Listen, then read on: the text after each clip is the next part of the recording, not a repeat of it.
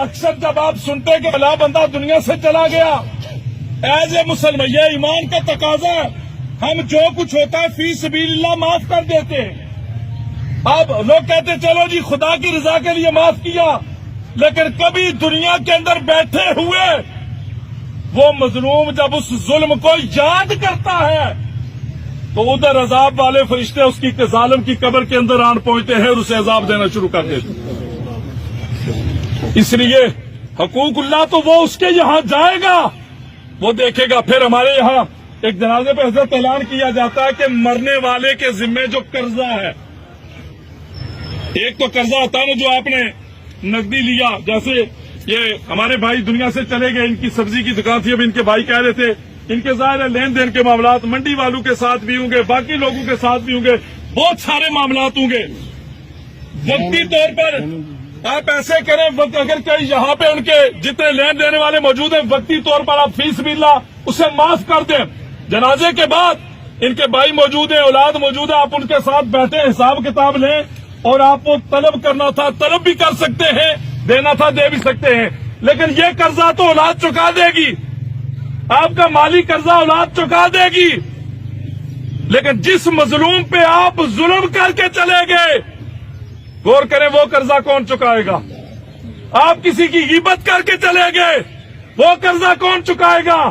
آپ کسی کا حق مار کے چلے گئے، وہ قرضہ کون چکائے گا؟ آپ نے کسی کا دل دکھایا، وہ ہمیں کیا پتا، دن کے اندر ہم سینکڑوں کام ایسے کرتے ہیں کہ جن کی وجہ سے کئی لوگوں کے دل دکھتے ہیں، کئی لوگوں کے دلوں کو تکلیف ہوتی ہے۔ وہ قرضہ کون چکائے گا؟ وہ قرضہ کون معاف فرمائے گا؟ وہ قرضہ کس سے معاف کروایا جائے گا؟ کسی کو پتا چلے گا تو کو معاف کروائے گا نا بھائی۔ اس لیے یہ بات یاد رکھیے، یہ برزخ کے معاملات اللہ پاک کرم فرمائے۔ میرے کریم نے فرمایا پناہ مانگو، اس سے پناہ مانگو۔ بڑے عجیب معاملات ہوتے ہیں میرے کریم، یہ عام قبر ہوتی ہے، چاہے کوئی بڑا لین لاٹ تھا، کوئی پیر تھا، کوئی فقیر تھا، کوئی شاہ تھا، کوئی گدا تھا، کوئی اعلیٰ زندگی گزارنے والا تھا۔ آپ نے دیکھا ہوگا جب دنیا سے جاتا ہے تو کانا ناپا جاتا ہے، یہی بات ہے نا بھائی۔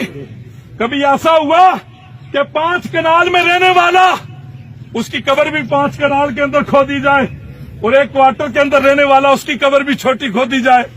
نہیں، وہ کوئی بڑا تھا یا چھوٹا تھا، کانا ناپا جاتا ہے۔ 4 انگلی سر والی سائڈ سے، 4 پیر والی سائڈ سے 2.5 فٹ اس کی گہرائی ہوتی ہے۔ وہ ایک گڑھا کھود کے، وہ پیر صاحب تھے تب، یا کوئی مانگ کے کھانے والا تھا تب، کوئی لگژری زندگی گزارنے والا تھا تب، یا جھونپڑی میں رہنے والا تھا تب، اس کے اندر رکھ دیا جاتا ہے۔ اب اگلی بات سنیں، میرے کریم نے فرمایا وہ جو 2.5 فٹ کا گڑھا ہے، غور کیجئے گا، توجہ چاہوں گا آپ کی، میں بات کو کلوز کرنے لگا ہوں۔ وہ جو 2.5 فٹ کا گڑھا ہے، میرے کریم نے فرمایا یا تو اسے 70 گز مشرق اور مغرب کی طرف کھول دیا جاتا ہے اور جنت کی کھڑکیاں کھول دی جاتی ہیں، یا پھر اسے اتنا کلوز کر دیا جاتا ہے کہ مردے کی پسلیاں ایسے کراس ہو جاتی ہیں اور جہنم کی آگ، جہنم کے دروازے کھول دیے جاتے ہیں۔